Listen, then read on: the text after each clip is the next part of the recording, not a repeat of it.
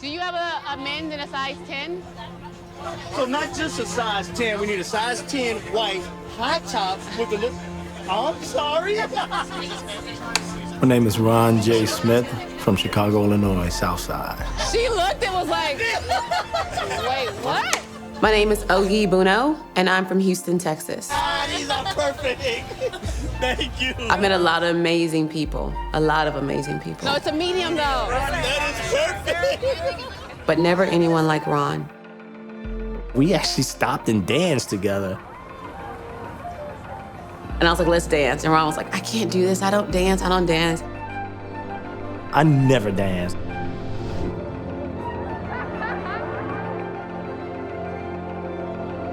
I've never dreamed I would ever be homeless.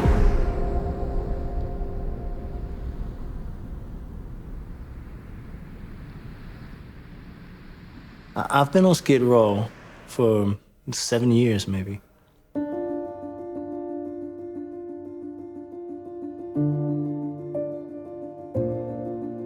Eight years ago, I moved to LA. It was life-changing for me.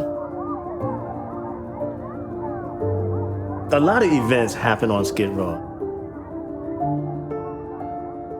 People come, there's free food, there's free this, free that, blah, blah, blah.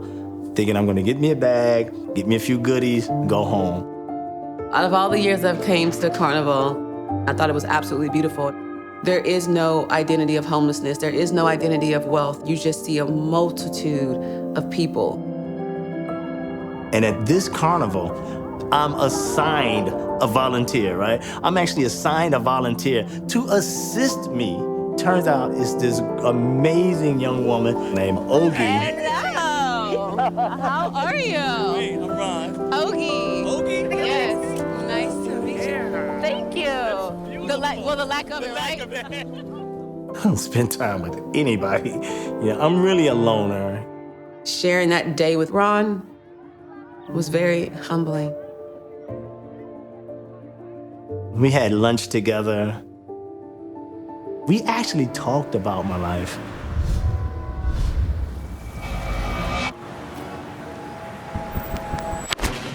Growing up in the south side of Chicago was like growing up in a war zone mixed with a playground.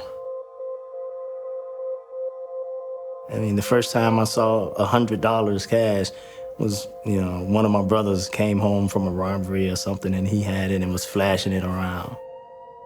So my brothers, they were the ones that I chose to emulate.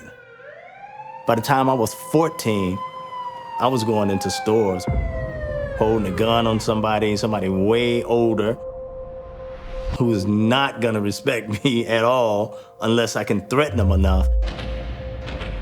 And I remember there was a church bingo game, and I thought that it would be, the perfect idea to take that down. The bingo game let out, and the policeman was escorting the winners out. I raced across the street, told the guy, the freeze, it's a robbery. And he actually recognized me. He said, "You're one of the Smith boys, right?" And he came at me and I shot him. That was one of the greatest shocks that I have ever felt. And I turn around, start to run, and that's when his partner shot me. And I hear more bullets going past me, but I keep running and I get shot again in the side. And I remember they followed the trail of my blood, found me, and they called an ambulance.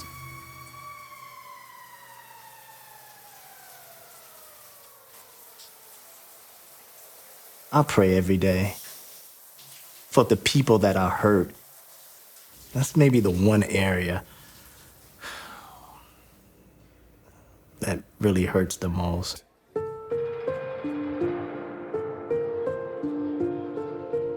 I was sentenced to juvenile life. Been in so many jails and so many prisons after that.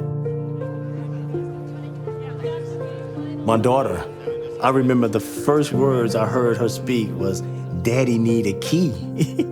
And she was pointing to the shackles because I was handcuffed to my waist.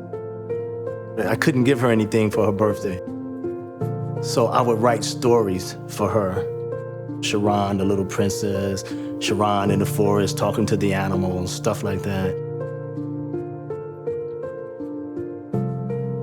Yeah, some of the guys, they would make fun of me about writing these kiddie stories and stuff. But they told me that, hey, you could go on to be a writer.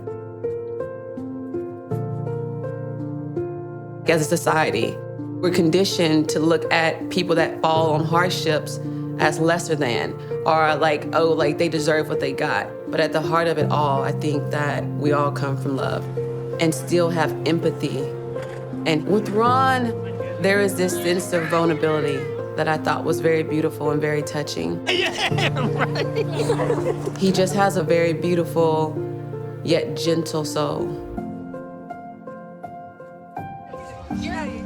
Hi, Ron. Ron, nice to meet you. Ready for your haircut? Yeah. All right, come Can on you this make me way. look like that? We're not doing this. I have one niece who's grew up with my daughter. They were the same age. They were always together all the time. So I never picked up one without the other. And it's her daughter that you look like. No way. Yeah, I'm gonna find her Facebook page. Yeah, you have to show me that. And then him sharing that part. I just saw him as like a father figure, one that I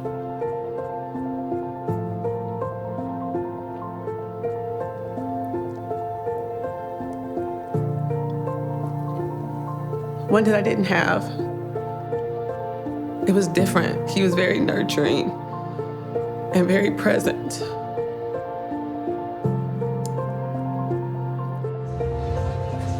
How's it look so far? It looks good. Yeah? Yeah. Look like I could pass for like 58 or something? Yeah, you're looking like a whole snack right now. They actually, my daughter died in a car accident at 17. Wow.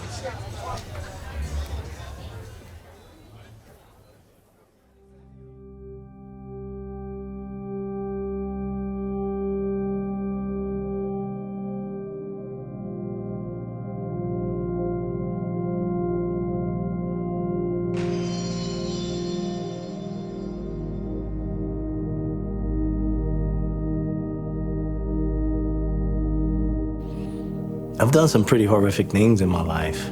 I've done some pretty bad things. I've been a bad guy in a lot of ways.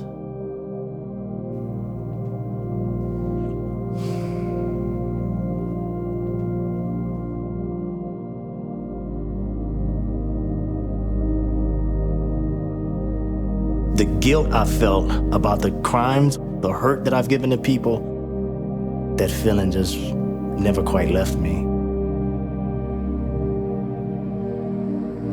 It drove me to start smoking crack.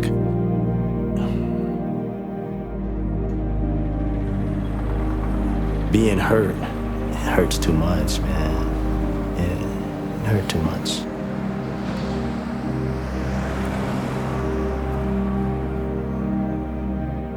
I ended up on Skid Row. I mean, it was the cheapest place to go to get high, check out of life.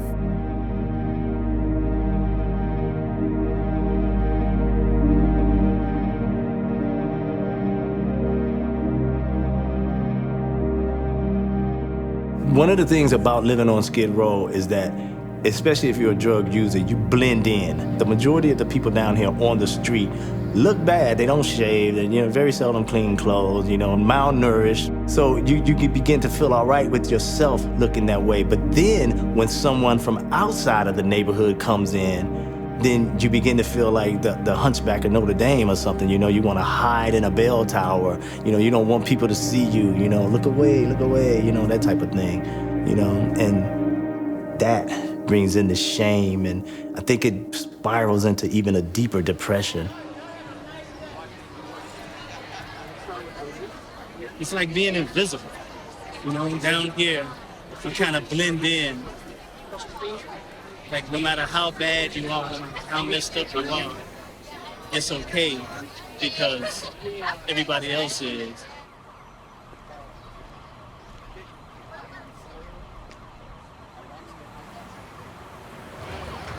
you get sucked into a lesser part of yourself. But then when At Oge comes down and I see someone beautiful and clean and living life, and it didn't make sense the way I was living. And I agree. I don't think that's the way for anybody to live. And you deserve so much more.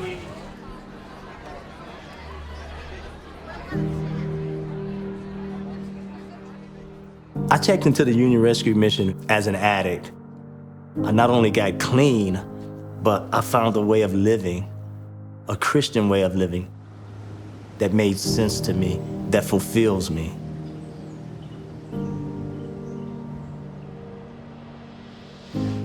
I started writing again to spread the message of love. You know, to love your neighbor. Who's that? Rob. So how's everything else been out here, man? That message, man, and the message of hope that lives here on Skid Row. Not everyone who suffers wants to continue to suffer. And some people only see, you know, someone living in a tent, but there's also hope living inside that tent. I want to spread that message with my writings, with movies that show hope and love.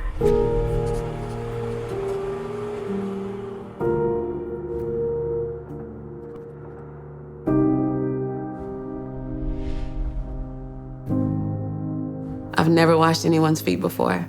And I allowed myself at that particular moment to just be a vessel for him. Knowing of his hardships and his joys, all I wanted to do was just exude love into him. People fall many a times. Like, you know, sometimes it takes you 10 times to get it. But then when you get it, like when you truly get it, yeah. I think I'm there now. Yeah, I do too. Thank you. You are so welcome. Oge, in her kindness, in her humility, it just reminded me, man, of how good it feels to be loved on. You know, how good it felt, man, to be special for a time.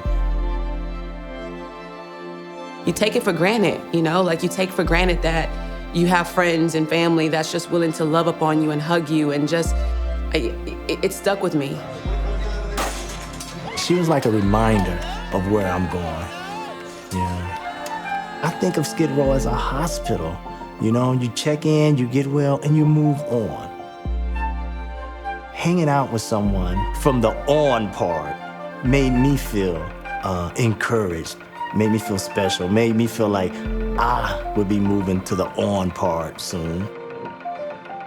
Looking back on it, the person that I was, I wanted the power, the money, and the respect. But I really believe it was love. I had to learn how to love again.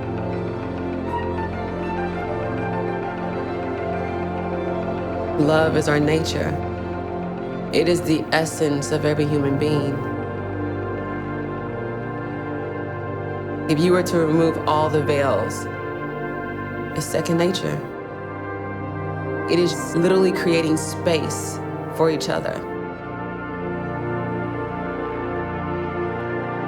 And you find love through companionship, through relationship, through community, real friends. People who care, people who will build relationships with you, people who will walk you through a carnival.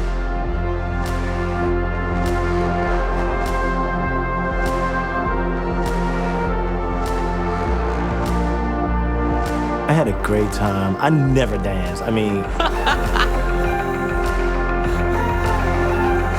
forgot. When you understand that, like, we're all connected, you do life differently. And that's the only way that lives change. To love my neighbor as I love myself.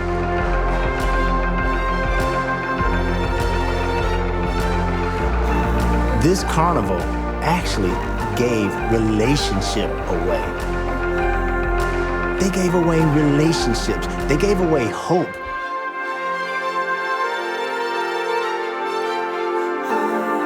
Be love. Be love.